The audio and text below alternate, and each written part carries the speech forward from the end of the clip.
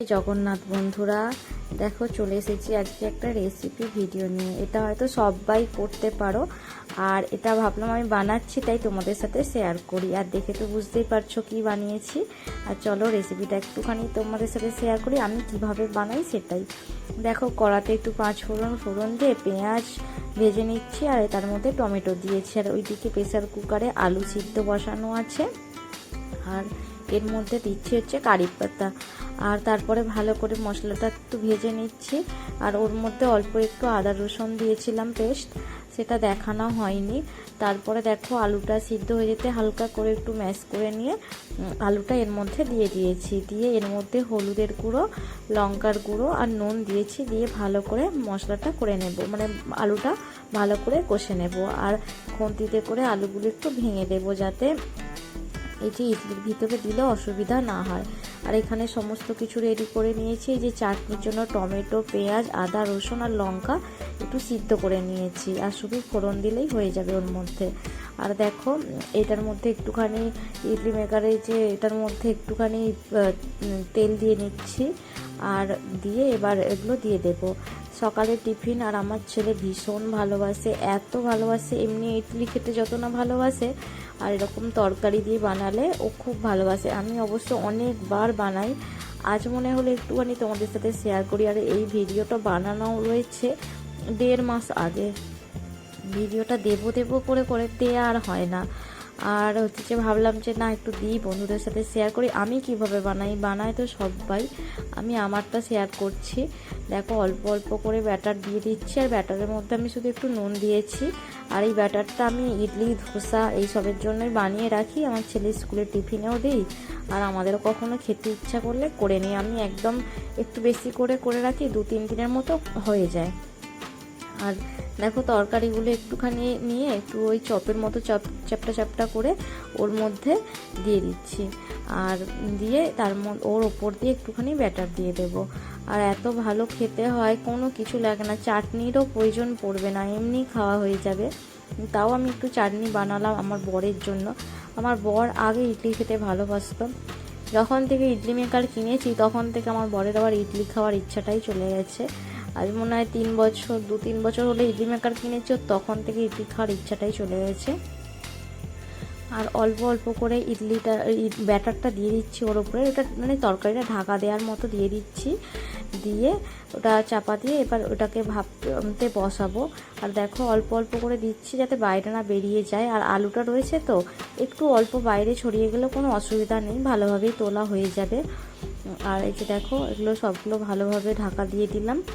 দিয়ে এবার এটাকে ভালো করে নিয়ে এই চাপা দিয়ে এবার ওটাকে ভাপাতে দিয়ে দেবো। আর বন্ধুরা তোমরা কারা কারা এরকম করে বানাও, আর কারা খেতে ভালোবাসো এইভাবে অবশ্যই কমেন্টে জানিও। আমি দেখো ইডলি মেকারের বাইরের এইটা বাসনটা না বার করে কড়ার মধ্যে করেছি। আর কিন্তু আমি এত বোকার মতো কড়ার মধ্যে বানিয়েছি যাতে আমাকে 3বার করে খাটুনি করতে হলো, যেটা আমার একবারেতেই হয়ে যেত। তারপরে দেখো এখানে চাটনিটা করব বলে একটু চিনি, একটু নুন আর একটু বাদাম ভাজা, আর এই যে টমেটো, পেঁয়াজ, আদা, রসুন, লঙ্কা সিদ্ধ করে রেখেছিলাম, এটা ভালো করে পেস্ট করে নিচ্ছি। নিয়ে একটু এই যে ফোড়নে দেবো বলে একটুখানি সর্ষে আর কারি পাতা নিয়ে নিয়েছি, সেটা ফোড়নে দেবো। যে দেখো সর্ষে দিয়ে দিচ্ছি, আর তারপরে এর মধ্যে এবার একটু কারি পাতা দিয়ে দেবো। আর আমাদের তো চাটনিটা খেতে ভীষণ ভালো লাগে। আর মানে আমি যখন মোমো বানাই এরকম ধরনের বানাই, সেটাতে অবশ্য বাদাম দিই না, আমি সিদ্ধ করেই বানাই, কিন্তু এত টেস্ট হয়। একবার অবশ্যই এরকম করে চাটনিটা বানিয়ে দেখো, সবের কিছু দিয়ে খেতে ভালো লাগবে, এত সুন্দর হয়। আর এটা মানে হয়ে গেলে তারপরে চাটনিটা পুরো রেডি, চাটনিটাতে আর এক্সট্রা কিছু আমি দিইনি, এটা হলেই ব্যাস চাটনিটা রেডি। আর এই যে দেখো চাটনি পুরো কমপ্লিট। আর মানে চাটনিটা এতটাই টেস্ট হয়, শুরু মুখেই খাওয়া হয়ে যাবে একটু একটু করে, এতটাই ভালো লাগে খেতে। তারপরে এখানে এই যে ইডলিগুলো হয়ে গেছে, তারপরে আবার একবার বসাচ্ছি। এইটা মানে আমি এত বোকার মতো কাজ করেছি, এটা একবারে ইডলি মেকারটা পুরোটা বার করে নিলে আমার 3টে একসাথে হয়ে যেত। তার জায়গায় আমি ভাবলাম যে মানে কড়াতে করে 3বার আমাকে কষ্ট করে করতে হলো। একবারে যেটা আমার হয়ে যাওয়ার কথা সেটা আমাকে 3বার করতে হলো। আর আমার ছেলে এসে গেছে, দেখে তো বুঝতে পারছো আমার ছেলের পাগুলো। আমি মানে কোনো কিছু রান্না করবো আর আমার ছেলে বাড়িতে থাকবে, আসবে না, এরকম কখনো দিন হয় না।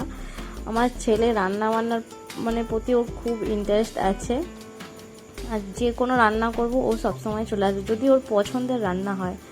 ওর পছন্দের রান্না হবে মানে ওকে রান্নাঘর থেকে কিছুতেই সরাতে পারবো না। আর ও এটা ওই ব্যাটারটা উপর দিয়ে দেবে বলে এসেছে, আর যতক্ষণ না ওকে দিতে দেবো ও ছাড়বে না। আর ওই জন্য আমি ভাবলাম তুই দে। আর তারপরে শিখে রাখা ভালো, কখন কি কাজে লাগে, ছেলে হোক আর মেয়ে হোক, আমি মনে করি সবাইকেই বাড়ির কাজ রান্না বান্না সব কিছু শিখে রাখা প্রয়োজন। আমি আমার ছেলেকে বলি, এমনকি আমি শেখাই যে নিজের মানে যতটুকু দরকার রান্না বান্না থেকে শুরু করে মানে নিজের যতটুকু কাজ আমি শেখাই আমার ছেলেকে, করাটা খুবই প্রয়োজন।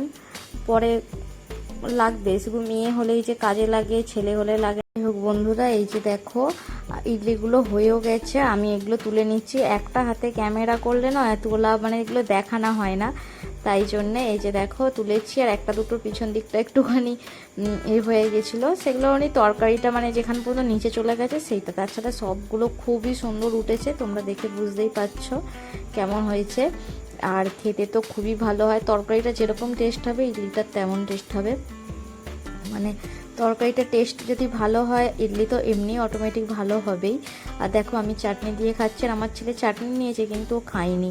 আর এত ভালো লাগে, একবার অবশ্যই বন্ধুরা যারা বানাওনি একবার বানিয়ে খেয়ে দেখবে, নিশ্চয়ই ভালো লাগবে। ভালো লাগলে অবশ্যই আমাকে কমেন্টে জানাবে হ্যাঁ খুব ভালো লেগেছে। এই যে দেখো আমার ছেলে এটা ভেঙেও দেখাচ্ছে, এত নরম হয় আর এত সুন্দর খেতে লাগে। মানে ওইটা আমার ছেলে তো এরকম টিফিনে দিলে আমাকে 6টা করে দিতে হয়, ওর বন্ধুরাও এত ভালোবাসে। আমার ছেলে 2টো খায়, বাকি সবার জন্য একটা করে থাকে। আর চলো বন্ধুরা আজকের মতো আসি, ভিডিওটা কেমন লাগলো কমেন্টে জানাতে ভুলো না। আজকের মতো টাটা, বাই বাই।